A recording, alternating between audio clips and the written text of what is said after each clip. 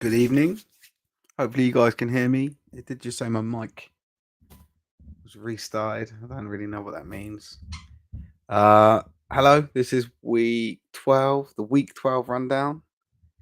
I'm not supposed to be hosting this. It's supposed to be Oz and Micah. I don't know where Oz is. Micah was running late because of the train lines. Cheers, Martin. Thank you for letting me know. So yeah, it's just me at the moment, and I don't want it to be. You probably don't want it to be either. But you got me for at least the first, I don't know, 5 minutes? Who knows? How long is it going to be till they turn up? Mike is usually good with saying he's running late and then bang, he's available earlier than expected. Very good at setting expectations. Oz, I don't know what's going on with him. Yeah, the plaster that told it. So let's talk about the traitors. Yeah, well, I don't know where you are with it, Martin. I would love to talk about the traitors. We just finished. I don't know what the current episode is or series because we seem to me and my wife will jump around like watching the US version and I think we saw an Australian one. I can't remember, but yeah, happy to talk about that. Um, there are a couple of topics that I would expect the lads to talk about. Dock their wages. Yeah, that's exactly it. If they were paid, I would dock their fucking wages, but they're not. So I can't really be angry. I'm very pleased with the effort they put in. They're good guys. But yeah, there's a couple of things. So there was some what's this? We had two UK versions and the second US version is running now. I thought we fit no, we watched the celebrity US version, I think. Me and my wife recently. I didn't realise the actual look, see, I'd say sorry, as I was talking, I said Micah would be the more likely to come in first. I haven't heard from Oz or anything, Micah, so I was just chewing the fat. I think it's just me and you. Oh, what? Why? Where's Oz? Oh, is Oz not doing this week? No, he's had 5 weeks of work, so he wants to. Oh shit! I fucking forgot. Bollocks! I told my wife I was like, "Look, I'm just gonna set it up, and then I'll leave. But I'll be it's back in a minute." but but it's okay because there's not really a rundown next week anyway. Well, yeah, and that's Because there's something I no was going to football, is ask there? you and Oz because, like, what do you want to do? Do you want to do because you could get away with doing like half a show tonight and just talking about what happened yesterday, and then doing one Monday next week and just talking about what To do happens, predictions, or you yeah. do it all tonight and not have a show next week. Up to you.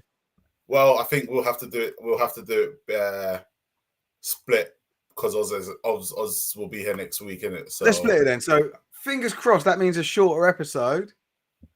fingers crossed it will be. Hey, if no one triggers me into a rant, we should be good, all right? But I'll make no promises, right? I know. I'll fucking go off on one about anything. Oh Lord, please, no one trigger him today. No triggering, nothing like that. Just leave let him him alone. chill and be how he is. Cool. How about that? We got Simon saying has Oz been deported? Yeah. Unfortunately, yes, he has. That's what's happened. Yeah. So He's a paedophile. yeah. So recently, Oz has been trying to work a lot harder so he can have the funds. So when he goes back to New Zealand this week, he has money to live off until he finds a new job. So Oz will be streaming with us from actually New Zealand from next week. So early times for him, Auckland. but it is what it is. Yeah. So yeah, we'll see. We'll see how he gets on. I bet he jumps straight back into like a really thick Kiwi accent as well. Like he's been colonialized a little bit, hasn't he, over the last 8 years? 1,000%. My gosh, the boy, he's become more English than I am, and I'm British, so I ain't English. Okay, correct. Deported for attending rugby sevens. Oh, some gem. Yeah, I think you saw it, didn't you, Micah? Someone sent us Yeah. an image of a red. I don't know what it is. A transit van going up the M3, and it was plastered with Almost sevens, plastered wasn't it? wrapped rugby set Bournemouth sevens. Yeah. Oh Oh, it's man. quality. I love it. I love it when like those little things spark off in the community and people look out for us. But yeah, he said saw it going up the M3 this morning, and he said so likely a London team will have 24 players this weekend. Well, actually, they'll all have no players this weekend because Because it's Baffa coaching weekend. yeah. It's the coaching convention which I've always got a problem with So stopping the season for. But let's not get into that. Is he doing the new Lord of the Rings film and had they need some more orcs? Yeah. that's just mean. That's just mean. I would be more than willing to take hits at him, but that's just cold, Martin. And he went on holiday to Cornwall. Yeah, that's probably what would happen.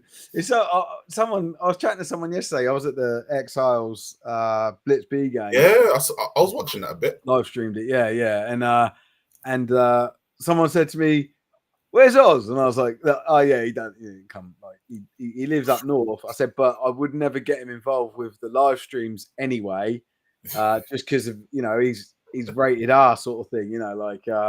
And Everyone's afraid of him. the response was, "Yeah, good, because he'd probably get punched." That is a bit of that's a bit extreme. Jesus, what the hell? You get punched for having an opinion? My gosh. But yeah, all right, fair enough. Yeah, but, yeah, that was fun. It made me laugh. It was a good. And I'll just do what now that I know I'm here permanently. Just do a quick shout out. I'm here permanently for this evening. Got to do a shout out to the Kent Exiles. Not well on the field. They were very good, obviously, but the guys on the sideline and the guys that run that club are just solid. They're just a well run club, and I've said it. I think I said it last year when I went there as well. Just they just get so much right there. Lovely little community of people on the sideline there, and just wanted to sort of call. I must have had people come up to me 5 or 6 different times. Need anything? Do you want some water? Do you want a burger? Do you want it? Like, and I was like, Wow. yeah, completely spoiled. I was, man. Like, and yeah. Why do you get so lucky? Not that they were trying to butter me up or anything. They were just genuinely lovely people, and I will say it now. Like, if anyone's looking for a club to join a club in that area, man, you could go a lot worse than the Kent Exiles, man. They're like they've got youth teams and flag teams and everything. Like they're a proper club. I know that isn't much of a definition, but they get my seal of approval. Steve, is it correct you don't like people coming up to you during games when you're streaming? Well, it depends. Yeah. So if we're live on the mic, I'll always you would have heard yesterday. Coaches turned around to me on the side and were like, "Did you see that?" And I was like, "No, it was a one-handed catch and we didn't get it." And so I was having a conversation with them. Obviously, it's not great for a broadcast, right? But normally I'm not on the like if I'm not commentating and someone wants to come up and ask something, yeah, cool, like, I don't mind. But obviously, when it's going to like interrupt the audio of the commentary, I always have to then explain. I'm sorry, I was asked this question. I'm sorry, someone asked me this question. So I'll never ignore people, and I'd never say to anyone, "Don't come up to me when I'm talking." I would prefer they didn't do that when I'm on the mic, but I don't care, Yeah. Can see Adam saying that's a genuine question. That's my genuine answer. Like, I'm not so far up my ass, and neither is Tebs or anyone else that does our live streaming. Like, one of the things that I always say is we want to leave a good impression of people, and you would have heard me say this yourself, Michael. Like, we want people to think that Sport Tank have got good people, and that and we contribute to the game. And if that's like helping someone carry something or just answering a question or just whatever, like we see ourselves as like service provider of the game, but also not to be too intrusive on anyone that's that's playing or coaching or preparing, right?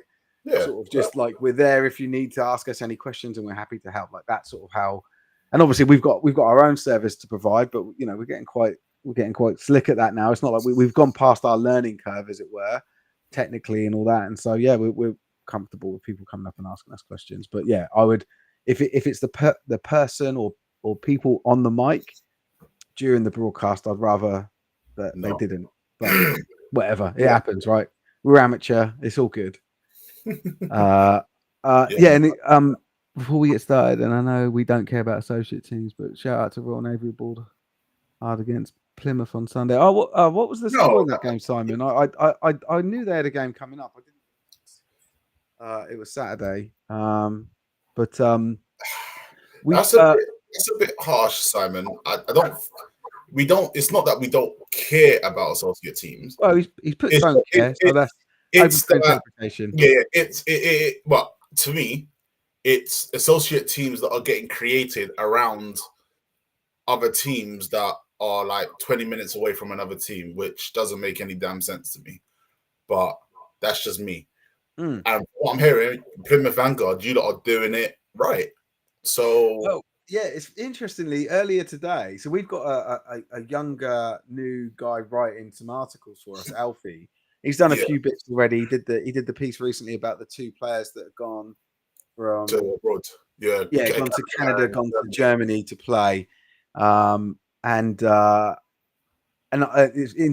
today, I said to him, "Oh, now do the Plymouth Vanguard. Go and speak to them, tell their story." So we're about to do a piece on them. So yeah, we certainly don't. It's certainly not a case of us not caring about them, but there's this like politicized element to it where you don't want to see oversaturation. You don't want to see these fickle reasons for teams creating a team, for existence because someone had a spat with someone and then they fucking well I'm leaving and I'm taking everyone and all this sort of stuff. So that's I think that's the piece that we and well, I say there may be someone in the sport team that's like, no, I like it, whatever, and we'll argue the case, like, because we're quite open about stuff. But I think it's pretty unanimous within our group chat and stuff that if that topic ever come up, I think everyone would probably agree. You don't want to oversaturate.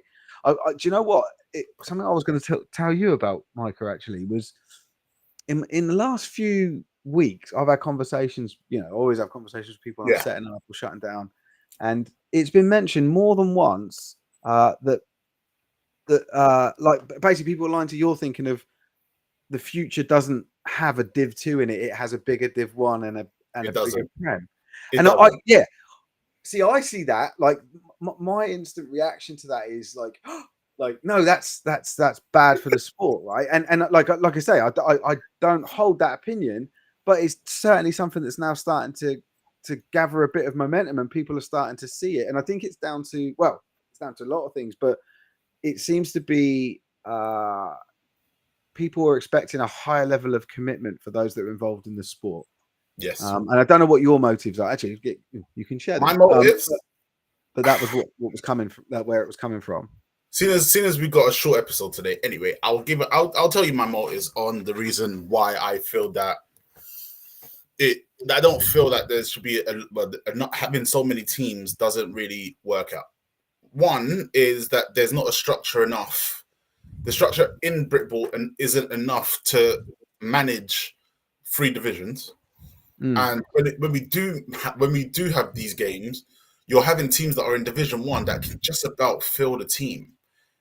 So that alone, it hampers the game. And if anyone goes to, let's say some teams play in the park, fair enough. Someone's watching that game and then they see one sideline have like 50, 60 players, and then the next sideline has 20 players. Yeah. There's no fun in that. And I'm thinking more of players' health. Again, everybody pays to play. And when you get hurt and you can't go to work, you don't really, unless you have insurance to cover yourself, it doesn't really work out best for you. And also the game's oversaturated. There's like there's a what 6 teams in London. London, I understand, is a big catchment area. I get it, but then there's a new team that's being created in Heathrow. That's right. Yeah. Why? Hurricanes, is it? Yeah, Something like that. Yeah. like to me, it's like why? What is the purpose? I don't understand. Mm. Because Blitz, fair enough. Blitz have 2 teams. They split that up and split into 2 teams. You've got Wembley, you've got Hornets, you've got Olympians, you've got Warriors, Warriors. Kent. and, and Kent yeah, are inside the M25. yeah, and you'd have Kent. So did, Hertfordshire, Watford. did Yeah. so Yeah. like it's a lot. But again, if the game is to grow, some teams will have to get axed, and if players really want to play, they will either travel to teams Mm. to play, or they will stay in division. They'll go to a Division 1 team and play, or they'll find a way. There's always a way to find a way to play. Yeah, well, and supporting this, which it feels odd me saying something in support to it, but it's effectively what's happened in Scotland, right? So Scotland have no Div 2; they've just got a Div 1. They've had 3 teams fold in the last year. Exactly. Yeah. And yeah, like some of those players would have made their way because all of those teams, apart from Aberdeen that folded, were in that sort of like Edinburgh, Glasgow area of Scotland that everyone knows, right? Then you've got the outliers in the Highlands and in Aberdeen. Yeah. So yeah, like it's interesting because like I said, it sort of feels so, I don't know, foreign to me or incorrect to me. I don't know the right word. Like to say we don't need a Div 2, but that's actually what's happened in Scotland. And I don't know if you would you say it's working? You know, like that's the thing. Like, I think it has.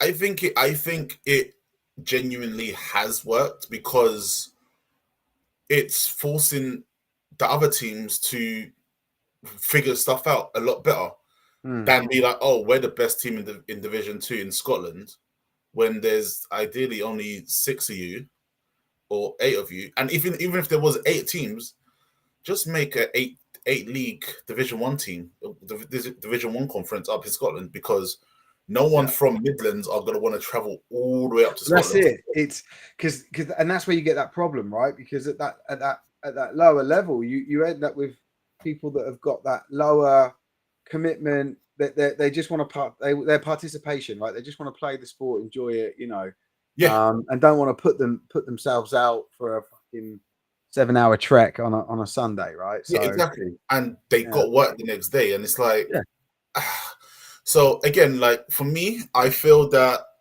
and anyone can argue with me if they feel that I'm wrong, but this is my fault, and I just feel that there's some teams that need to just either join together, and instead of having, and you can still have 3 Division 1 teams, the Division 1 conferences, and just add teams to them, because it'll make things a lot more interesting. You're able to spread out the season instead of having teams play 2 weeks, have 4 weeks off, 2 weeks, then 6 weeks off, and then it will fill out the season, and then at least we'll have more referees to ref all these games that we have.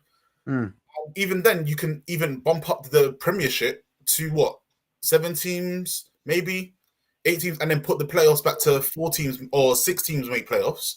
Make it a bit more interesting. Because again, right now, let's be honest, we know 3 teams that are going to make the playoffs from the beginning of the season: Warriors, Bristol, Titans. Whoever it is up north is either Tamworth, or it would have been Wolves or Newcastle now. Yeah. That's where it comes about. It's the playoffs are boring. I'm going to be honest. This regular season is genuinely boring because you already know who's going to be making it. Yeah. So ideally, people want to watch. There's 2 games in the South that people really want to go watch because they know it's going to be competitive. That's Warriors and Bristol. Now, it used to be Blitz and Warriors, but now it's Warriors and Bristol. And then up north, Titans kind of just run it. to a Well, point. they have for the So, last 3 years, right? Like, so sort of what's the story? ousted Tamworth as the top Northern team, didn't they? And Yeah.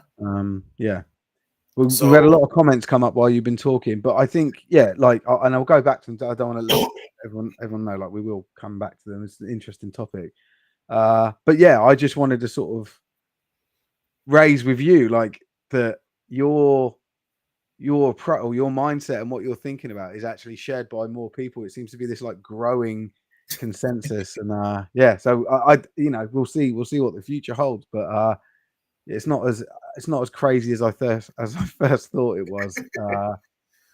Anyway, yeah, so so someone's popped up and said prayers for 94. I do want to touch on that subject, Paul, yes, but not yet. I just want to finish off this one and then we'll jump onto that because there was yeah, I wanted to as few well. a few terrible injuries yesterday.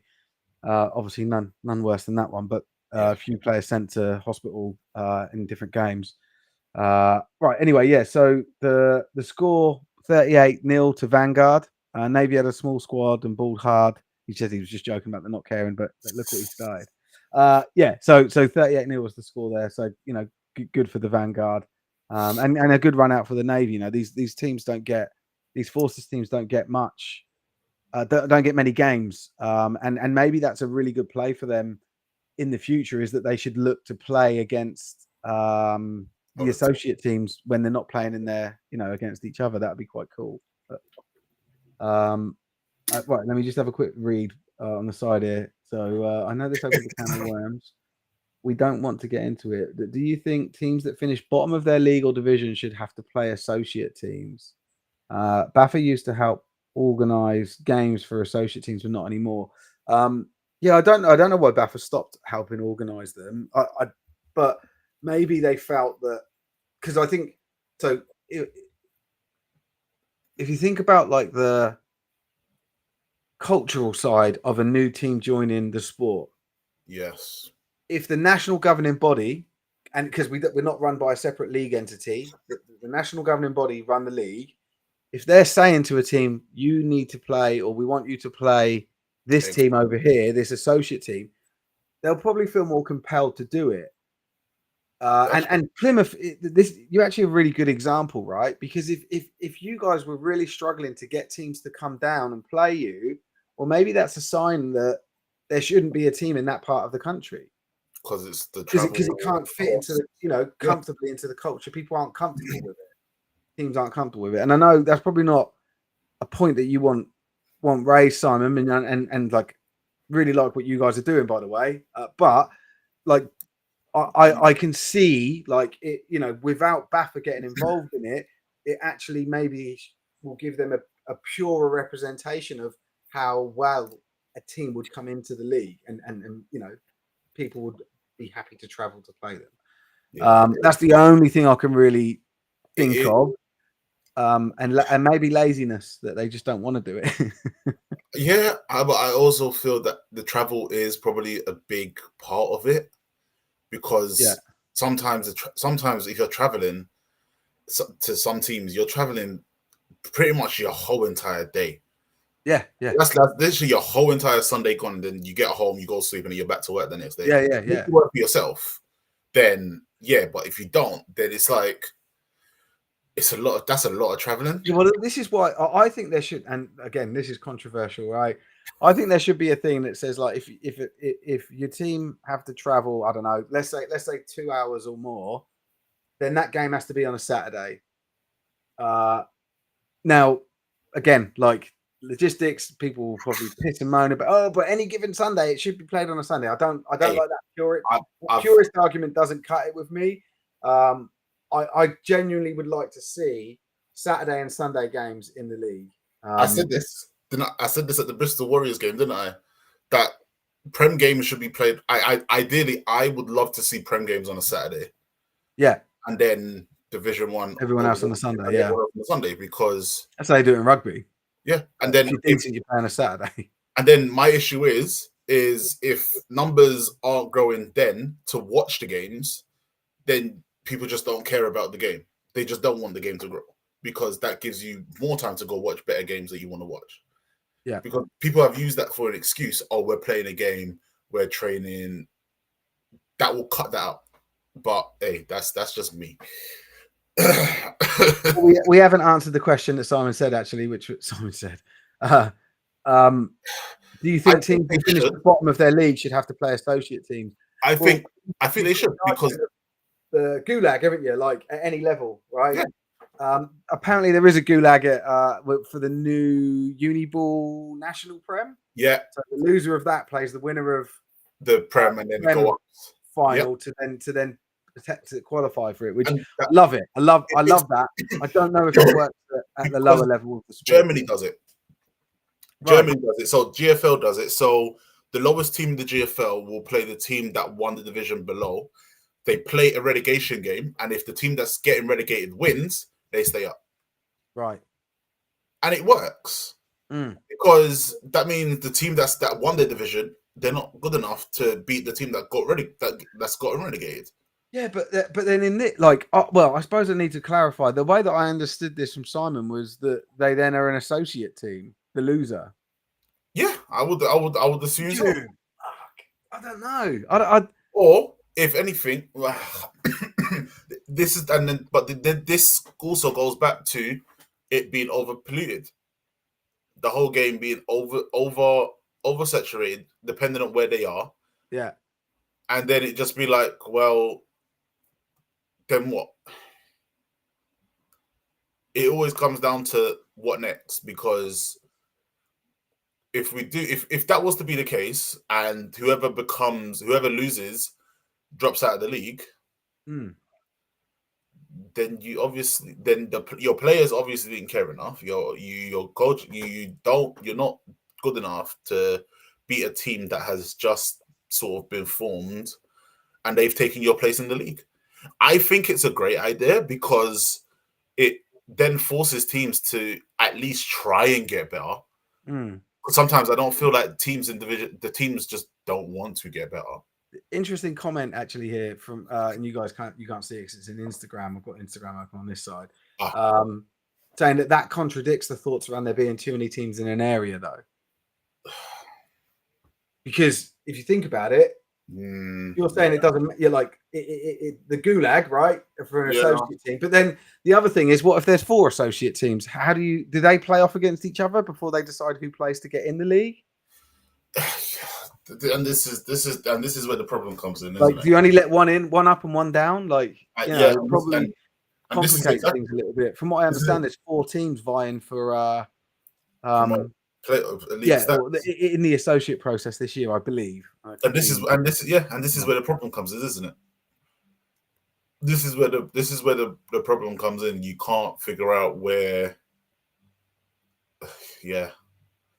I don't know. This is a very complicated. It's a very complicated thing to figure out, because more teams coming in, cool. More money comes into the league. None of the players see the money. None of the teams see the money.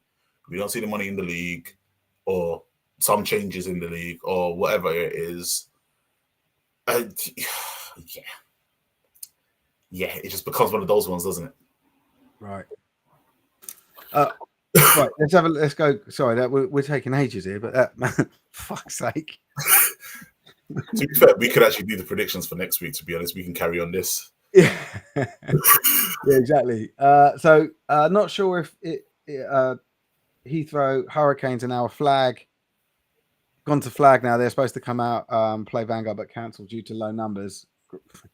I actually think, that to me is a really good outcome. Like, just got to flag for them. Decided, like, we can't do the contact thing. Flag is going to get a lot of attention and funding, and obviously it's to build for our push in the Olympics. Because what 6 years? 6 years is it? Yeah, something like that. I think it's 6 years. Yeah. So like I don't mind hearing that a team has decided to change course and go for flag because of the numbers. Like, that's cool. But yeah. So hopefully that's your answer there. That there's not going to be a Heathrow team. Josh here saying just the Hurricane team in another location close to Renegades and Rushmore. Yeah, they are. Junior, This is head coach of Regents and Exiles, Junior. Yeah, I was chatting to him yesterday a couple of times. So it comes down to the same old argument. Do you want quality with less teams, or is your Baffa's focus on participation? If you want participation, then you keep the numbers you have. If you want to increase the quality, well, I think Junior, I think they made a decision for around quality because it was tied to safety, right? Like if you've got people that aren't qualified coaching, if you've got players that if you don't have the big enough player numbers, and so you're having to play people both ways, like it was all tied to that those safety measures. And that's the way that Baffa had to go. So I actually think that question's already been answered. It's just it's like a 3 or 4 year plan for them to say, right, we need X number of coaches to be level one, and then at this level, and etc. So those things are happening, and I think we're in it. We're in the changing period. Stages of that changing. Div 1 has never been smaller. Div 2 has never been smaller. Which there are fewer teams in Div 2 than there are in Div 1. Yeah. So maybe, look, it feels like we're probably in that transition phase now. If that indeed is where we're headed. But I feel like that decision has been made, that Baffa did choose to go for quality over quantity. Just they increased all the prices doing it. Yeah, I think what is it, by a $5? Well, it depends where you are, mate. Some of the team registrations doubled in price. Oh, so. really? Yeah. I don't know about that bit there. Oh, mate, it was all over the place. I did a post about it. Like not GB. Sorry, women's were just stitched up massively. They ended up with 4-game regular season and a price increase. Oh, really? Right. At nines level. Oh, right. Jeez. Which is the height, like their prem, like their yeah. Which we have to say is doing absolute bits for entertainment in games, is it not? Yeah. Because high scoring games. the women are doing bits because it's worked. What they've done for that, it's worked very, very well. So Martin's saying it was still the lowest price leagues in Europe. That's insane. I don't. Yeah, Martin's more likely to know than I. I just seeing which comments worth sort of going through. Sorry, I was usually read these out. What about the teams out of playoffs that have to play an associate team as an additional game for them to help associate teams? Yeah, again, I like that seems logical. It's just it depends on what the motive behind Baffa not making those arrangements and mandating those games is. Junior saying it should. Yeah, this is what me and Junior were talking about yesterday.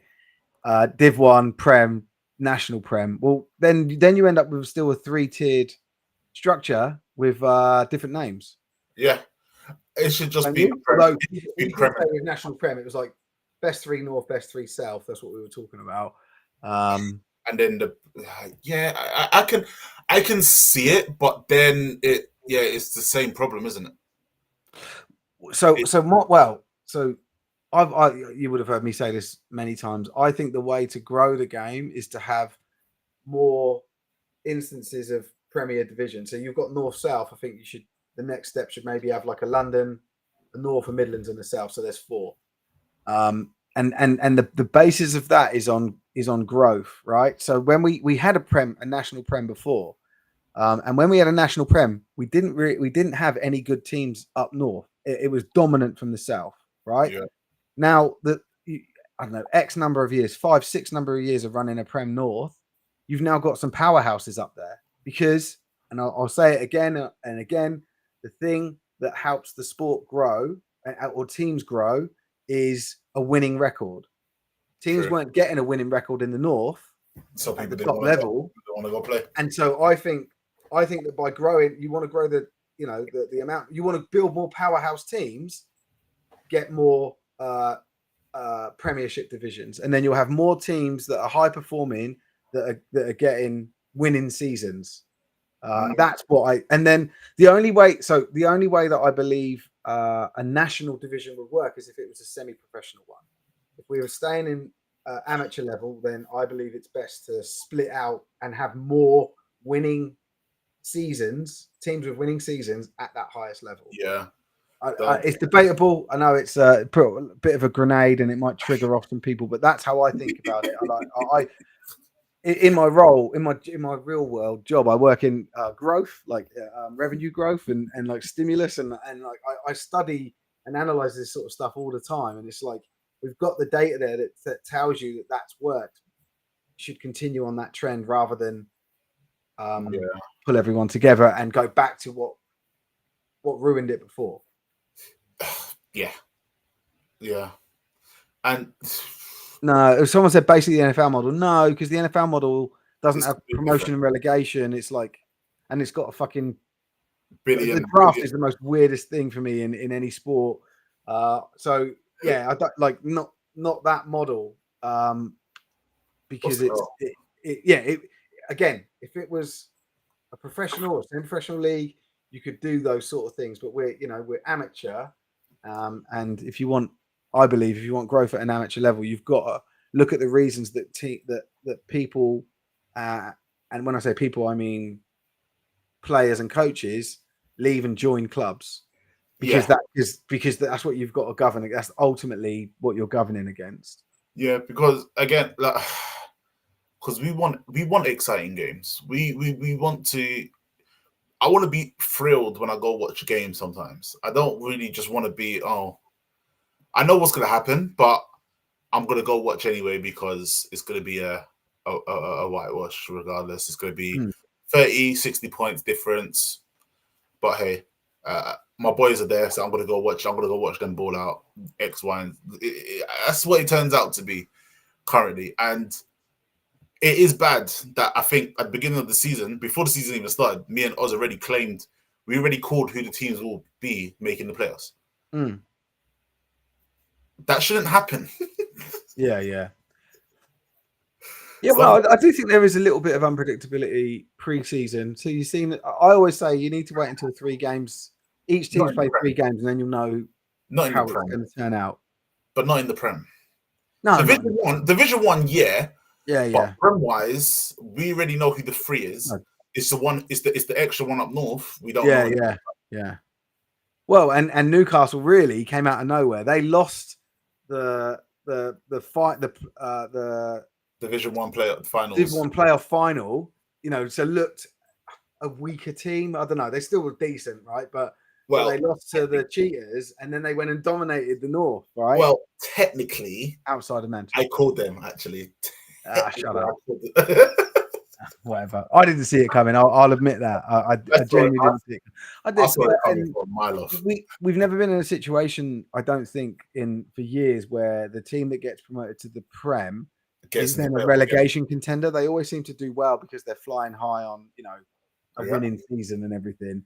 So I never had them down to drop out, but didn't expect their performances that they've put in, and it's been great to watch. I always say they're the team that everyone just is supporting. Everyone that I speak to, I'm down south, but people just love seeing what Newcastle are doing.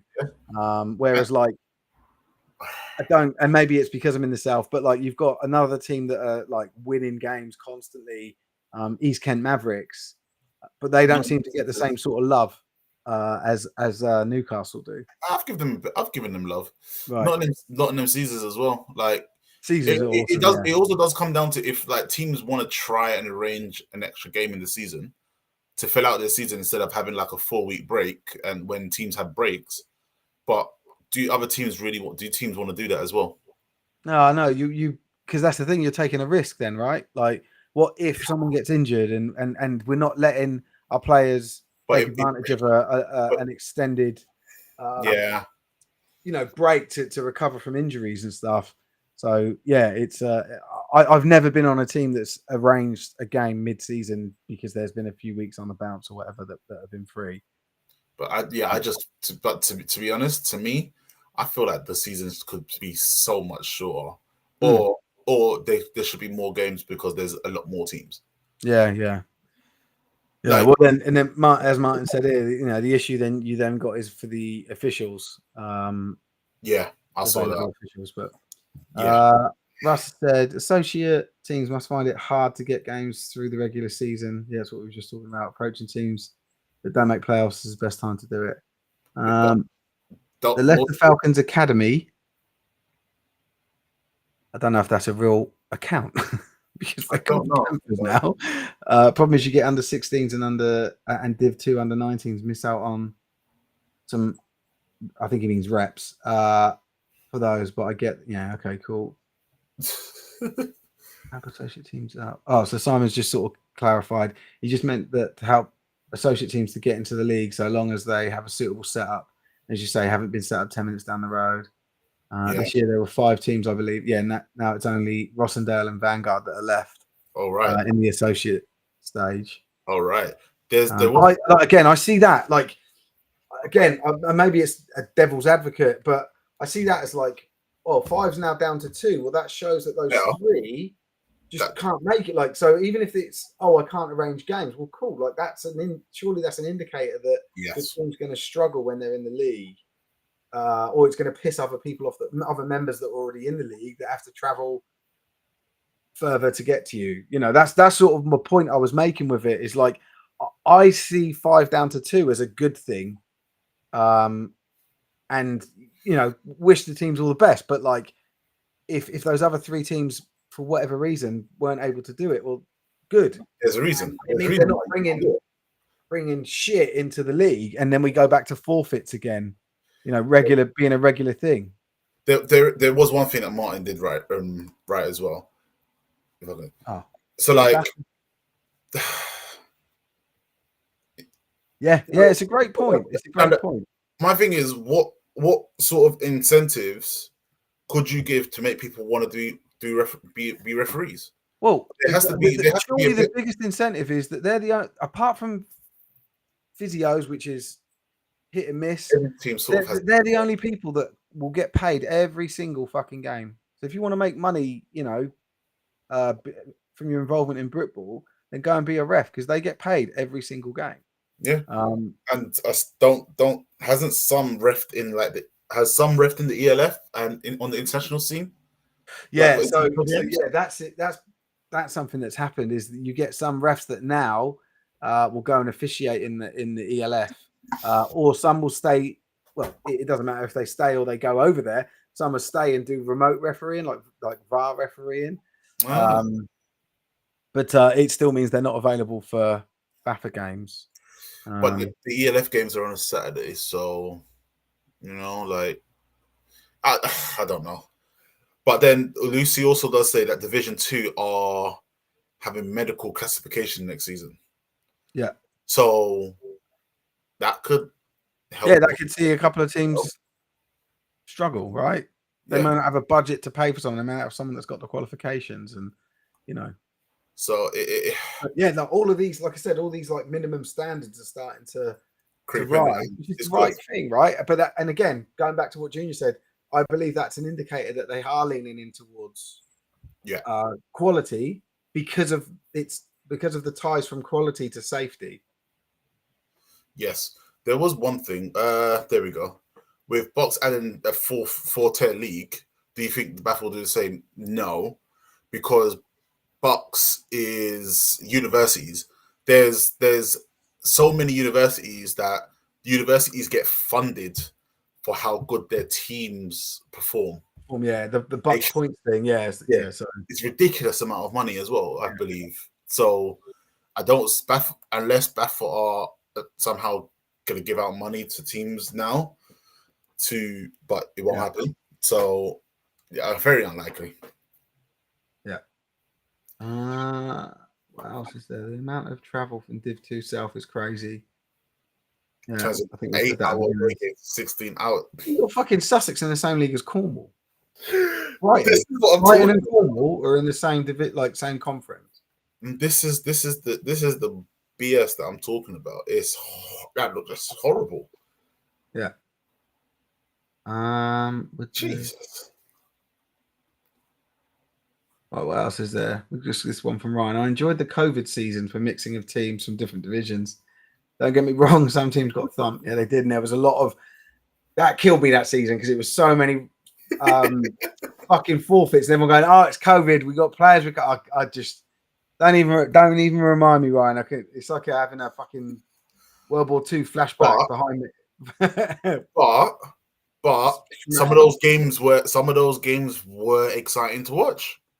Yeah, well, and do you know what? You had a few teams that turned into like stars of that period, namely like Chester Romans, like just like they were performing at Prem level for some reason. All of a sudden decided we're going to perform at a Prem level and we're going to challenge everyone, and it was awesome. So yeah, it's there.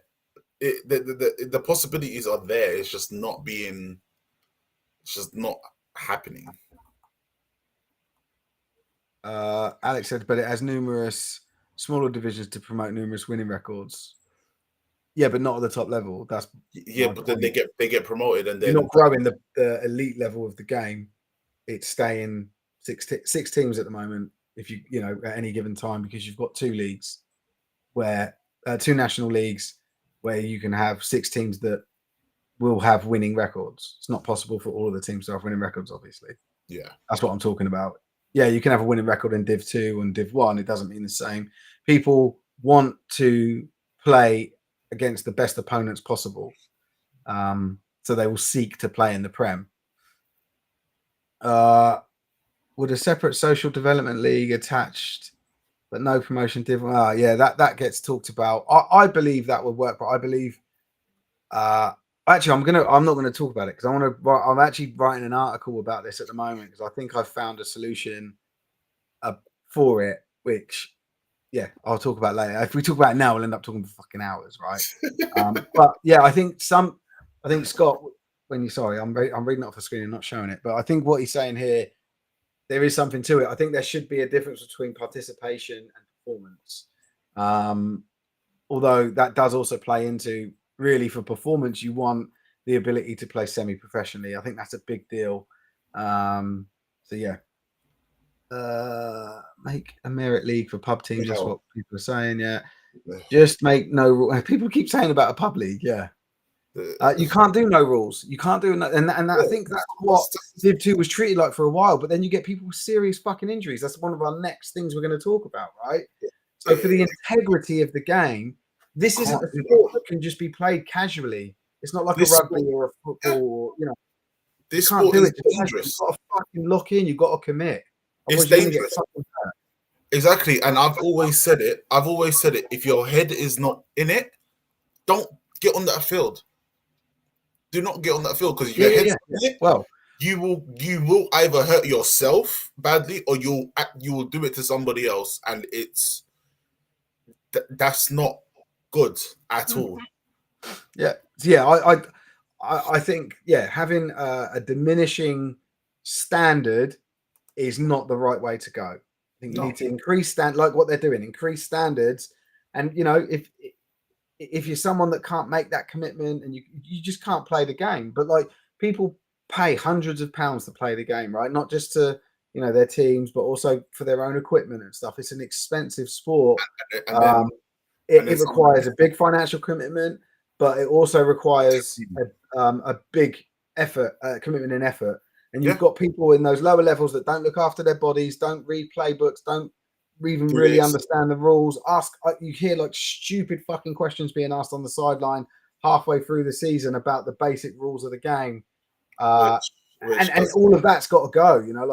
We can't play this sport at an adult level with as a pub league. It just doesn't work.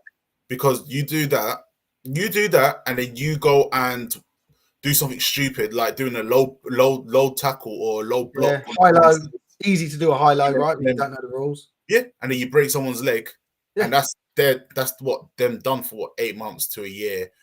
Yeah, plus more than that, learning how to walk again. They're not covered by insurance. There needs to be having no rules is the wildest thing I've ever read. I'm not gonna lie, that is very, very wild. I know he doesn't mean proper no rules. But like restrictions, I think, like minimum standards, no minimum standard. But if it does come down to that, then it's flag. Go to flag, learn the rules, learn how to play, learn how to the rules through flag first before you go and play contact. If you want to join mid-season, you go flag, learn it if you don't know the rules. Or maybe Steve's new mystery solution will help. We'll see. Right. Tommy Lunchtime's asking us if we talked about results yet. No, we just got into a couple of topics. Well, one topic, and it's just grown. Comments keep coming in. Martin is saying the biggest problem for these associate teams, they tend not to build management structures, need to work with. Yeah, absolutely. Devil's advocate, should new teams... I just reading Devil's Advocate makes me think, fuck, we're going to go off on a thread here, right? Yeah. Let's see. Me and Oz have mentioned this. Sorry? Me and Oz have mentioned this before. When someone says Devil's Advocate? No. About new teams need to provide a certain amount of referees. Yeah. We have mentioned this before. And it should be a requirement, because then you're not having coaches like, example, Ouse Valley versus Cornwall. You had Ouse Valley coaches and Cornwall coaches reffing the damn game. Yeah. You want that shouldn't be happening. That is a controversial one. I don't think so, but I don't know. I don't feel like I can articulate it enough. It's just my knee-jerk reaction is like, but I'd be willing to listen to someone to help justify it and unpack it for me. But I just feel, maybe it's my cognitive dissonance. I just think, nah, the refs are the refs. Like, it's not that. It's a team's like, it's one of those ones. But the refs won't even have to ref the games that the teams that brought them in. Those refs can be used to ref other places. But then how do you do that, right? So like, I'm a team in London. I'm the Heathrow Hurricanes. I have to bring in 3 new refs. Actually, no, that's a saturated area. I'm Plymouth. I have to bring in 3 new refs. I find locally 3 new refs, and the sell to them is, oh yeah, you got to fuck off everywhere, every Sunday away from here. You can't ref our games, but you can ref everyone else's. Like it just it doesn't seem like it seems like a really tough recruitment situation to be in, to put a team in. It is. Yeah. And then I've got Rich here saying making money. I think saying making money is a stretch. It's the same cost for a club, but if 5 or 3 refs turn up, is equally split. Yeah, well, my point stands. You still are getting money to you rather than putting money in, right? Like, if you are a referee, you are paid for your time and your expertise. That was my point. So yeah, it's not a career necessarily. It's like a nice little side thing, paid for your hobby. Good stuff. You're in a good position. I wasn't trying to say that you're going to pay off your mortgage or anything with it. We asked if we're streaming the Saturday night game. Yeah, we are. Aztecs Cheaters on the 13th. Right. Is there anything else to talk about? Yeah, Martin here. This one kills me. Tired of hearing NFL was quoted to me during a game. Mate, the amount of people that don't understand that you can, like, the biggest one is that a defensive back or a linebacker can smack someone, as long as it's, in the front before the ball's in the air, is unbelievable. The amount of people that don't know that that's the rule is crazy. That's for me. I don't know. Martin will probably say that there's another bigger one than that, but that's the one that always comes up. They don't understand the contact that a DB is allowed to, or I say a DB, it could be a linebacker. Yeah, they're allowed to make before the ball's in the air. What else is there? Talk about my dinner. Yeah, I haven't had my dinner yet. What about a league that is small numbers, 7s or 9s, adult league? If we have to do that, then we might as well just cut it. Just cut it. Just let me wait for my mate. I got a great idea. So wait for that. Anyway, right. Let's move on. We just this sort of stop subject, which is these horrific injuries that I heard of over the weekend. None worse than the Leicester Panther player. Yes. I don't know his name. I know it's alliterative. It's Eminem. It's not Eminem. Sorry, but his initials. His name is Mark Mabbott, and I imagine everyone watching this knows, but if you don't know, he suffered they suspect that he suffered a cardiac arrest. Sorry, I mean that because one happened last year. Yeah. A heart attack after making a tackle on the field. was taken to hospital, was, from what I can tell, temporarily put into a induced coma, but is now out and responsive and got his family around him, and they're obviously running tests and stuff. So yeah, there someone's just put his name up. So just the worst thing you can hear, right? Or I don't know, you could say that death is the worst thing, but like it's just awful. And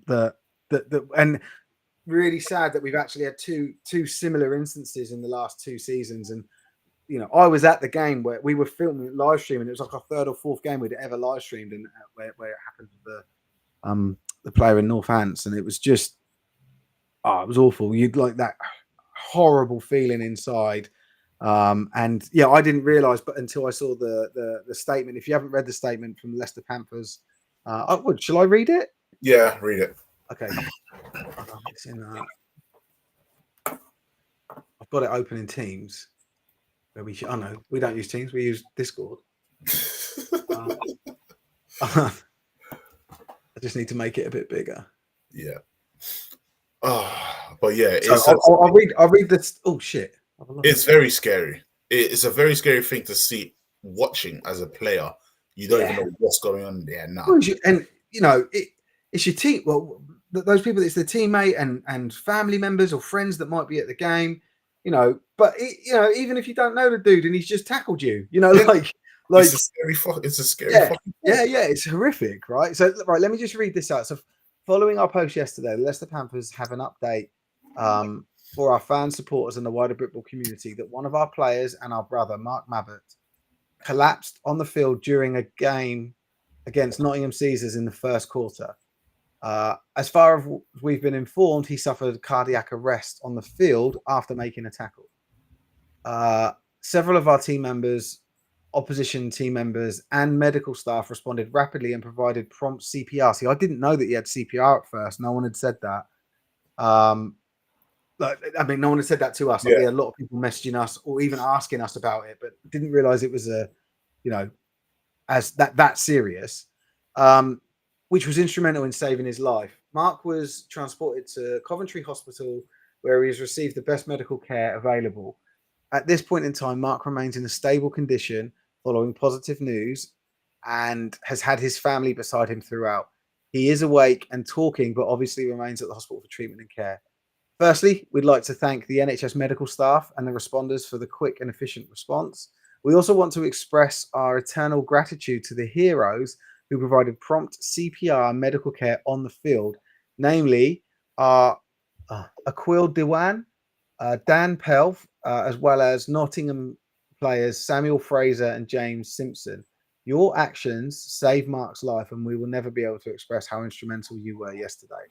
We fully understand that this news may be unsettling for everyone on the field at the time, friends, family, and all those people in the football community. Once we receive any more updates from the medical teams, we will cascade these out. We ask for privacy and respect for Mark and his family during these times. We can only urge that everyone keep Mark and his family in their thoughts and prayers during this difficult time. Once again, we thank everyone for their support. So yeah, it's a really nice statement that, outlining everything and quite transparent. I know that they were working with the family because obviously you don't want to put something out there in the public domain that is going to upset the family. It's probably one of the worst things that you could do, right, at that time. So that, and that's also why when these things have happened, well, we only know one instance of that happening, but even any other serious injuries that have happened, at Sport Tank, we've never created our own content on it or tried to pursue it as a story. We'll just share and reshare whatever's been said. But given that we've got, technically you could say we're creating content on it here by talking about it, but I feel like we're talking about it not from a journalistic perspective, but from people that actually care and we're members of the community, and it's just a fucking horrible, hard hitting thing. CPR started within a minute or two and continued for 15 minutes before professional help arrived, and they used the defibrillator as well. So yeah, it's like a carbon copy almost of what happened with Josh in Northants, and just horrific. And so pleased that they managed to save his life. That's no other way of putting it. Yeah. Have I lost him? No, Oh I'm no, here. yes, cool. I'm here. You froze. Yeah, so did you, oddly enough, on my side. But yeah, it's. I'm glad that he's okay Yeah, because that is one of the. It's one of the fears that I think I've always had playing this game, because you sit there, you're putting your body at risk. Period. mm. And or to see something like that happen, you tend to reevaluate a lot of things about playing sometimes. yeah. Like, is it worth it? Is it worth this risk that is quite real? But then, like I said, there were other players that went end up hospital. Yes, they won from our game. He split his fucking jaw open, Jeez. uh, and had to go. Like, it was just like just open, like fucking. He went. There was a. Yes. There was a. I know there was a player at the Knights game that ended up in hospital as Yeah. well. Yeah.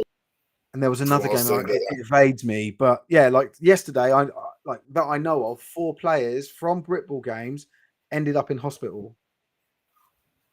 And obviously varying degrees of severity, obviously, but just that, that's it again highlight probably brings us back to an earlier point of why you can't have a pub league, right? Like you've got it's a serious sport that needs to be taken seriously. And by the way, in saying that, I'm not saying that these individuals didn't, but maybe if it was a more of a pub league, maybe the outcome may have been a bit different. It could have been different. We didn't have that level of expertise available medically to help him out, right? it was a player at Bobcats broke their tibia. That was it. Yeah. Through the fucking skin. I didn't know that. Oh, I've seen some of them and they're just fucking horrific, man. So yeah. Yeah. Anyway, so like that's I don't know. It for me, this just highlights the level of the importance of having these minimum standards across the league with this game. But also, like, so, Yeah. just so pleased that everyone that did end up in hospital was still with us. Yeah. And I just wish them all a full recovery and, back to normal life as soon as possible, hopefully. Exactly. Oh man. There's just a lot of comments coming up. I'll just pop them up. I won't read them out, but Ryan saying here, I will read this one out, saying he thinks that people can get CPR certified as it's so important. Yeah, it is. I've actually, one of my boys had I think they call it a febrile seizure. He basically got too hot one night, and kids under 2 apparently are susceptible to this. And luckily, I was in his bed with him, and I was there when it happened. And he just sort of like, first of all, he sort of like went stiff, and then I went to go and tell his mum, like went into the bedroom and said like, "Oh, Theo's having a seizure. I just wanted to let you know in case you need to call the hospital." When I went back, it fucking foam coming out of his mouth and he wasn't breathing. So I had to administer CPR that I'd learned how to do on a course when we were pregnant with our first kid. And I got him breathing straight away and he came around and we still took him to the hospital like precautionary. But yeah, I had I not known how to administer CPR to a child, I wouldn't.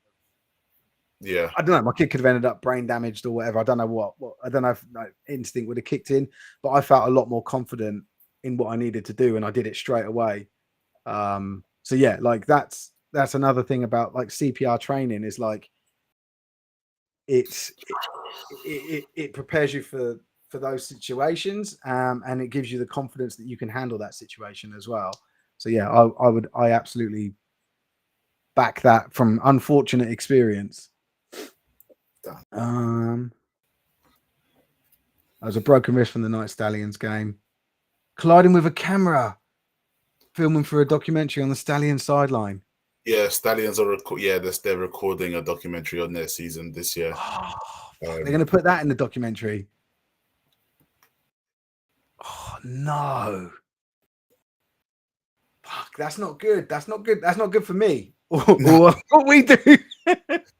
Well, although I must admit, I see a lot of people that aren't 6 yards back from the field. So I imagine that's what's happened there. He was a little bit too close to the action. Yeah, they. I think I watched them the Hornets game, the first one, and they're sort of. I'd say 4 yards away sometimes. Yeah. So it's yeah. It's and it was a hefty camera. Yeah, it's a proper. Yeah, I've seen it. When we've live streamed their games, I've seen the dude with the camera attached to his waist and whatnot, and yeah, it's fucking it. Yeah. So was it a Knights player or a Stallions player? Might have been a Stallion. I'm guessing it was a Stallions player because I didn't get told it was a Knights from anyone that I know. Update on the Bobcats player. He had surgery and it went well. Good. Fucking horrible. Might have to invest in a portable. No, I'm not buying a fucking portable tower. I have to buy a fucking truck as well. When I could barely fit this shit in my car at the moment. I'm fine. No, we've never had a problem. We don't get too close to the sideline. Touching wood. Touching wood. Oh shit! Someone from Chester busted their knee. Fucking hell! What a topic. Let's move on. Let's move away. Yeah, it's fucking depressing me. All right. Let's go through the games of last week. We're gonna go through it nice and quickly. It shouldn't take us too long. So we're gonna start off with Division 2. Yeah, we're gonna start off with Division 2. Colchester Gladiators 23, Essex Tridents 15. Colchester are officially the champions of the Division 2 East. Yeah. Oh, absolutely. They're top, aren't they? So as expected. Well, was it expected, right? So I remember seeing yesterday the Tridents. I think they even tagged us in it. That's why I saw it. But they posted on Instagram with a little screenshot of our prediction, and 2 had gone for Colchester and 1 had gone for the Tridents, and they'd like circled it and said, "Oh, we'll see." So they were confident of a more competitive game. Win. Yeah, is essentially what I'd say. Like as you said, 3 weeks aside, me and us realized 3 weeks in that Essex Tridents are legit, but Colchester are the big boys of that division. Okay. So we knew that was So what's next? We do Ipswich Cardinals 19, Berkshire Renegades 6. Ipswich are doing good stuff as well. Jesus. Berkshire, I don't care. you and the Breens can't say it. Berkshire. But I live there. It's Berkshire. I read it how I see it. All right, leave me alone. Well, pretend the fucking E's an A. Just pretend the E's an A, and then you're fine. Berkshire. It's spelled in. It's meant to be okay. Look, we've got some comments on that game. Let's go back to these comments quick. So, game of 2 halves from David. Gladswood 23-3 up at the half. Battered the Tridents in every way. Tridents came up absolutely firing second half. Grabbed a couple of touchdowns, but Gladswood stood tall. And I imagine Martin's going to add to that. Tridents on the 4-yard line, 1st and goal, late in the 4th. Holding penalty and unsportsmanlike penalty pushed them back out too far to draw the game.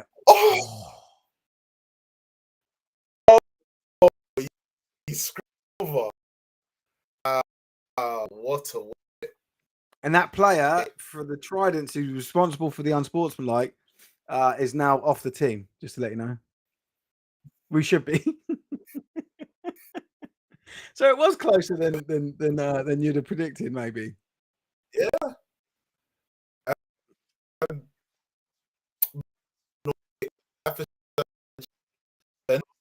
Steelers. So right, am I right in saying this was an upset? Yeah. Also,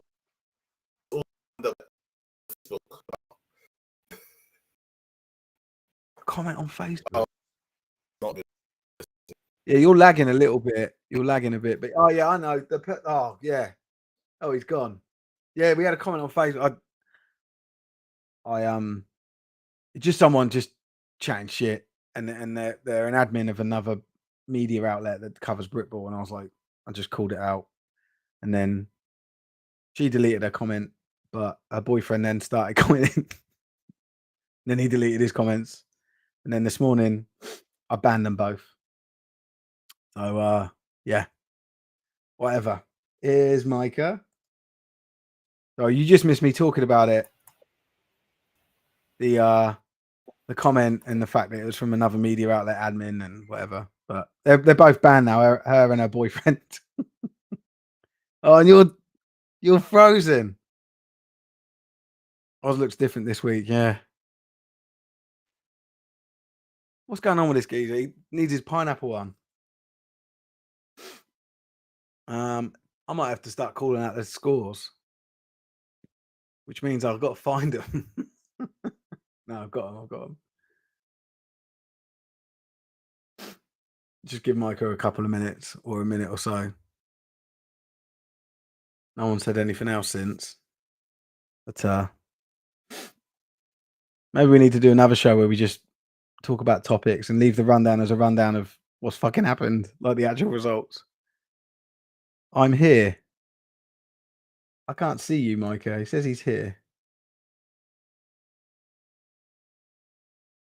Check Messenger. Where's my Messenger? I always like turn everything off during the game. Oh, Tebs is here. Yeah, Tebs, you come in and we'll just have Micah when he's available.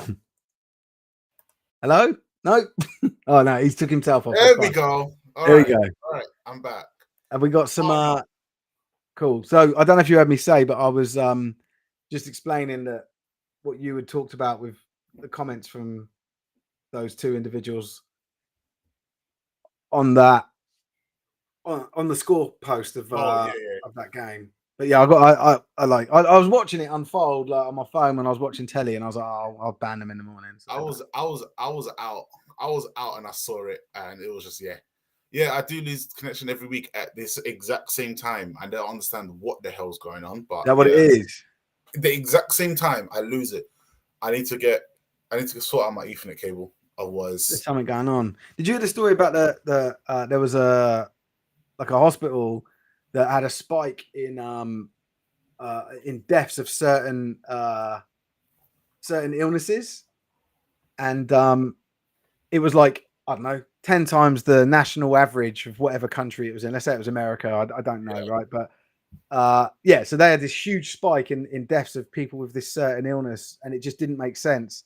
When they investigated it, they found that the fucking cleaner, the janitor, was unplugging a life support machine to plug in a Hoover and killing people. I don't know if that's a fucking urban myth. It's got to be. That can't be. Well, you'd think, right, that as soon as someone flatlines, everyone rushes in, right, and the janitor's there like going.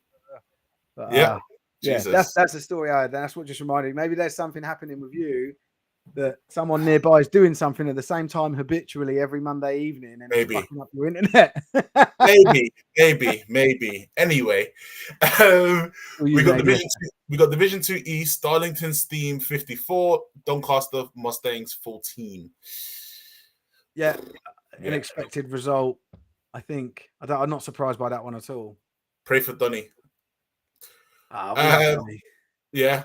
We have Gateshead Senators 20, Wakefield District 18. Sorry, we've got to say that one again. Gateshead Senators 20, Wakefield District Raiders 18. Closer game than much closer than people would expect. I love to see that from the from my Raiders. My Raiders. Your Raiders. Is it your Raiders? I'm the only person that seems to fucking like them in the whole of Sport Tank. Hey, I backed them once and they let me down. Yeah, because they won the week before. They let me down. So, it is what it is. I think they've only won one game this season, so I get it. But I'm a fan of them. I think they're good out. I might even buy one of their t-shirts and wear it on a live stream. Fair enough. Unfortunately, we're going to go to the Division 1 West. South Wales Warriors 41, Hereford Stampede 0. Why is that unfortunate? Is it because we hate the Warriors? I don't have a problem with the Warriors. I don't have a problem with South Wales Warriors. Oh. Just that 1 year. It was just that 1 year only. That was it. Well, I don't think it was. I think it was longer than that 1 year because they let the dude play still. Oh, really? I didn't know that. Yeah, that was like my issue with it. I was like, that guy shouldn't be fucking playing. Did not know that. Wow. But for me, they've definitely turned a corner. Like you can't hold on to the past, right? Like, yeah. But why is it unfortunate then? 41-0 because it's It's just that Hereford look like they're in such a hard division. Like I think if they were in any other division, they probably would have had a better chance of surviving. But they're yeah. obviously going back down. It's just unfortunate for them, I guess, Mhm. as well. Then we have Bournemouth. Gateshead. I've just been told. Sorry, just been told on Instagram. Gateshead have had 3 TDs chalked off. But then, so my point with that is, well, don't break the rules of the game then, right? Like score a touchdown by within the rules of the game, within the framework of the game. But 3 No, TDs called back. 3. That's Yeah, wow. so I'd like to know if you give us more detail on that, Scotty. Yes, we'll come back to it. We got Bournemouth Bobcats 35, Somerset Wyverns, not Wavens, Wow, but not Wyverns Withens. 8. Who were the first team? Bournemouth Bobcats 35. Yeah. Yeah, they've showed up to be respectable of the third best team in that division, if I'm correct. Mm. Yeah, because again, no one's undefeated in that division anymore. No, because South Wales beat Apache right, last week. Good. There's some really good divisions. I think. Okay, there is a question for you just before we go on. Which I say divisions, I should say conferences. Which individual conference, is the most competitive? Oh, Actually, let's change that to entertaining. Probably the same. Probably mean the same thing, right? But, yeah. If I'm gonna be honest, I think it would probably be NFC 1 North. I completely agree. It's fucking awesome. It's like the most exciting league conference for years, from what I can tell. Like, apart from the bottom team, everyone's just like just in the mixer there, and it's fucking brilliant. There's no front runner in that division unless Yorkshire Rams won this week, which I haven't even looked at yet. Yeah, they're still top. Yeah, so they have to win probably 2 more to be outright division winners, probably potentially. But yeah, then we go on to the game that was streamed yesterday by Sport Time in Division 1 East. Kent Exiles 18, London Blitz beat 8. I do have to have a question because I turned on the stream at one point, and I think it was at the beginning of the game. What was this about? They threw the ball consistently to the flats in the first drive, and then tried to run it and then got a safe, and then gave up a safety. Don't know. Okay, so was the game? I didn't get to watch the rest of the game because I had to go out. But was the rest of the game like that? Happen. So the passing overall in that game from both sides wasn't that good. Okay. Passing and receiving, that the passing game, right? So I felt that as the game went on, I was less forgiving of the quarterbacks than I was of the receivers. Okay. Because you never know, like, did they run the wrong route, whatever. But when you're consistently, the ball's consistently behind or over the top, or just a difficult ball to catch, or even just fucking hits the ground in front of the player, and then and what I noticed was that they adjusted to it by trying to throw the ball to just get the ball in the hands of the receivers by throwing to the flats. So you got these on both sides, you got these players that probably want to and are used to catching balls further downfield that were now catching the ball in the flat and having to run through some traffic with it. So that was something I noticed, and it just was like, I don't know, like there were a lot of situations where there was like third and long, etc. And wow, it was just like there was some uninspired, or no, not uninspired. It's probably a bit harsh. Just plays that lacked ambition, but for the right reasons, because the QBs just weren't connecting well with the receivers. It was frustrating. Got better towards as the game went on, but certainly the first half, I just kept saying, overthrown or didn't catch it or whatever. But in the second half, there were a few more examples of like the ball hitting the receiver's hands and they're not catching it, or the ball just but they were throwing the ball a lot more shallow. Fair. But it was a good game. Like it was funny. like the Exiles were like really confident. I was chatting to a few of them before the game, and I don't think they expected the scoreline to be as close as it was. Obviously they as everyone always says, they expect to win. But the Blitz B scored on a special teams play, really good. I think it was a punt return. It may have been a kick with special teams.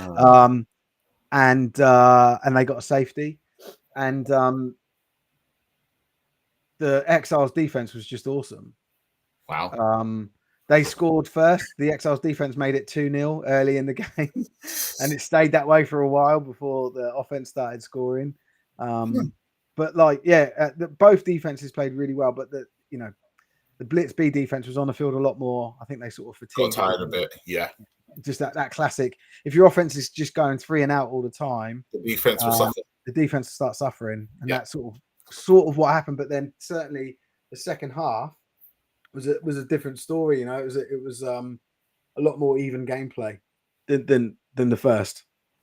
Yeah, good game. Go and watch it. You'll hear me cracking jokes, talking to other people who are asking me if I caught something, offering me burgers. Well, I've got YouTube Premium for a month free trial. So I recently got YouTube fantastic. Premium. It is fantastic. So oh my gosh. So I haven't done it yet, but there's a piece of software that you pay like a $5 or $4, and it will move all your Spotify playlists over to YouTube Music, because you get YouTube Music with YouTube Premium. Yeah. And then I won't need to pay for Spotify. I'll just pay that one amount for no adverts on YouTube and my fucking music. Yeah. So, it's absolutely good. It's absolutely fantastic. We should get sponsored by them, because we're both advocates. It's a big deal. Division 1 Central. This was a closer game. London Hornets versus Oxford Saints. London Hornets 20, Oxford Saints 16. Wasn't pleasantly surprised. I was rooting again for the Saints, the Oxford Saints. Do you know? But here's the caveat of this whole situation. It doesn't matter. Hornets are going down. Well, so and this was pointed out to me, and I knew this. This was pointed out to me by Glenn. The red card, yellow card, red card rule was sort of taken away by old Cricket Pete a few years ago. However, and what he said was, we will review each case on its own merit and then decide which teams get relegated and which don't.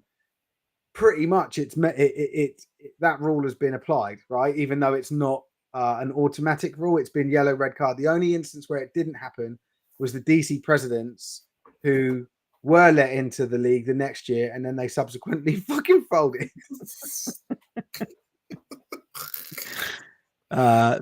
Anyway, so that's wrong. So as much as by the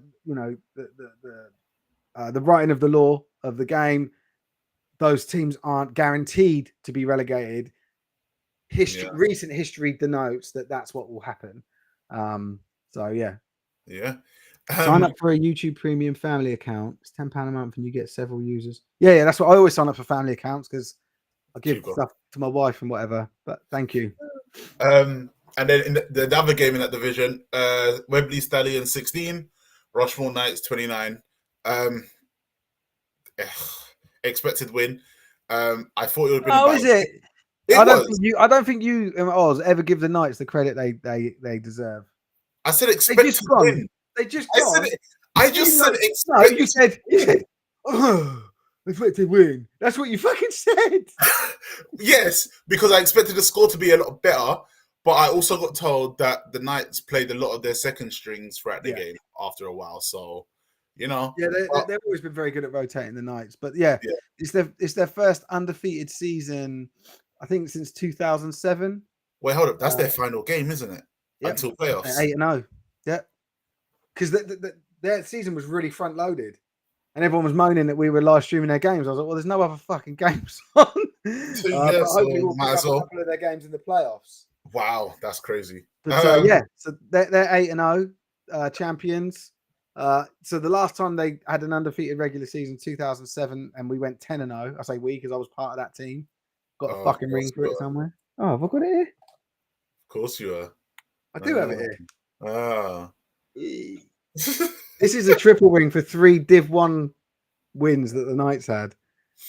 Because no one cares about rings outside of the Prem, do they? Come on. It's a load of shit, that ring. Oh God, it really. But it's going to trigger people. I know. I don't care. Anyway, okay. So, but I think you and Oz have been unfair to the Knights. We haven't been unfair to we have not been unfair to the Knights. Yeah, you have. You don't like him. Just admit you don't like him. That's all I want to hear. I don't mind the Knights. Ooh. I just don't think that they're going to get promoted. That's all. Yeah, I think that's fair enough. I've never said. Look, you've never said, and then said their score. Yeah, but look. Look at this. It's because they don't play the Bobcats anymore. That's why they went undefeated. I don't think the Bobcats should. Are Bobcats even undefeated in the division? I don't think so. No, they're not. It's all good. It's all good stuff. Yeah. And unfortunately, we have the NFC 1 Midlands, where Nottingham Caesars versus Leicester Panthers. Yes, we don't have a result for that. Don't need to know the outcome for it. So that one's there. Now we're talking about the NFC Division 1 North. We have Scunthorpe Alphas 50. Yes. Chester Romans 7. The scoreline, the result didn't surprise me. The fucking scoreline did. Scoreline did, yeah. Yeah. The fact that the Alphas went from Division 2 to Division 1 and are in the playoffs again. Yeah. Back-to-back playoffs berths is outstanding. Yeah. They're another team I like. Alphas and Raiders. Yeah, they're doing it right. They're my 2 favorite teams. They are. The Alphas are doing it right, and it's unfortunate that someone doing it right from so many different levels. You know, as in like running the club. The social media is good, and I know people will say, "Oh, it's not that important." I think it's really important, and I'll argue till I'm blue in the face about it. They're live streaming games. There's hardly any teams that are doing that. And some teams that are doing it, they're live streaming games to a good standard. So they've got graphics on screen, they've got commentators, they've got replays. I think so like good stuff. But they're also posting good content and they're playing well. Such a great example of how a club should operate. And obviously on the field helps, right, when they're winning. But great story for them for the last couple of years. 100%. And then we're talking about the team that I think are, I guess they're probably the front runners now. Yorkshire Rams 37, Humber Warhawks 6. Yeah, and I think the Yorkshire Rams. I think that flatters the Warhawks as a team. I think the Yorkshire Rams could have really screwed the nut, but probably they just rested some players and rotated in a bit. Still got a convincing win, but I think the Yorkshire Rams are a serious contender. And it's crazy. Now we got to Scotland. Everclyde Goliaths 34.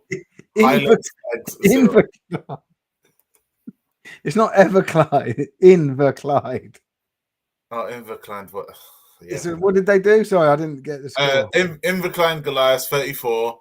Highland Stags 0. They are the Goliaths are the best team in that division. Yeah, so that was, I don't know if it was the last away game for the Stags, but it's right at the end of their season. They're bottom of the league. They probably didn't travel well to Inverclide. I don't know. I'm not trying to make excuses for them. And they'll be the first to tell you like this is a rebuilding year for us. Like they just had they lost a lot of talent. But what they do, what Highlands do have is an incredible youth and junior setup. Probably one of the best in the country, and you can guarantee that they'll come. Like this isn't the end of them as an organization or a team or whatever. Like this is a blip, and they'll just continue to get better. I didn't know that they had such a. Oh mate, it's unreal. Oz went up there, but I remember seeing years ago like they did a walk around. They had like converted cabins into offices and a film room and everything. And wow, it's serious up there, man. They got a great setup. Fair enough, done. And then the last game of the weekend, Clyde Valley Blackhawks 12, Glasgow Tigers 23. As I said, they're very difficult to beat a team 3 times in a row. Do you know what, mate? I've said that for years. It's hard to beat a team. That third game is a fucking nightmare. And like we had this back in, I think it was the 2007 season actually, where Ipswich Cardinals, it was us and them. And we played them twice in the season and we played them in the final. And everyone was like, oh, yeah, we've beaten twice. And I was like, it's the third time. Like, it's a third game. And it's always very difficult to beat a team 3 times. Yeah. It's nuts. And that's it. That is it for the results for this week. Cool. But yeah, that's been pretty. It's been a good week. Unfortunate for the obvious injuries. Yeah. And obviously next week will be a shorter week as well because we're just going to be doing predictions. Yeah. And then, so we got, Bafka Jolly this weekend. For some reason needs to interrupt our season. I don't fucking get it. I don't get it. That is bullshit, right? So anyway, I won't go off on that because then we'll end up with a 2-hour long live stream. But if you do want to know my thoughts and feelings on anything, just send us a message and I'll be happy to oblige. Did you cover the Sandwell Steelers? Yeah. We did, yes. Did we? Yeah, we did. Steelers and the Surge. Yeah, that's right. That was the shocking result. Yeah. It's funny with that Sandwell go top of that that conference. It's that close now. Good. We did cover it. Yeah. What are you doing with your week off? I am spending time with my family, filling my wife just fills my days with shit. And I do that shit. That's what I'm doing. Oh, so probably it could be like kids' parties, which I'd quite enjoy. I like doing stuff with my kids. It's when she's like, "Oh, I think we need a new fence. Oh, I think we need something." And I'm like, "I don't. What do you think I am? A capable handyman? Because that I am not." Yes, that's exactly what you are. Yeah, I just get like. So I'll be doing errands. Is what I'll be doing. I'll try and catch whatever game Tebbs is like. If Tebbs is on commentary on a game, I'll try and catch that. Yeah. It's actually the first weekend that I have no American football to go to or watch. Do you know what I think we should do, actually? Think about it. Let's go and picket the BAFCA conference. Just like protest it and cause... You can do that. Yeah, no, we'll all do it. We'll all do it. We're all part of Sport Tank. No. Yeah, we are. Sport Tank. Sport Tank. We'll cause some civil discourse. I have non-league football to I've got my non-league. Oh, yeah, you are in there with non-league football. No, I think picketing this BAFCA convention is more important. No. We'll talk about it offline. Sure. Brilliant. All right, people. I've been Micah. This is obviously Steve, who's filling in today. But we will see you next week for a very shorter episode, as it's just predictions, and I think we only have like 17 games next week. Fun stuff. The cat treat box will be back in play. Yeah. And yeah. Have a lovely week. We'll see you soon. Yeah. See you.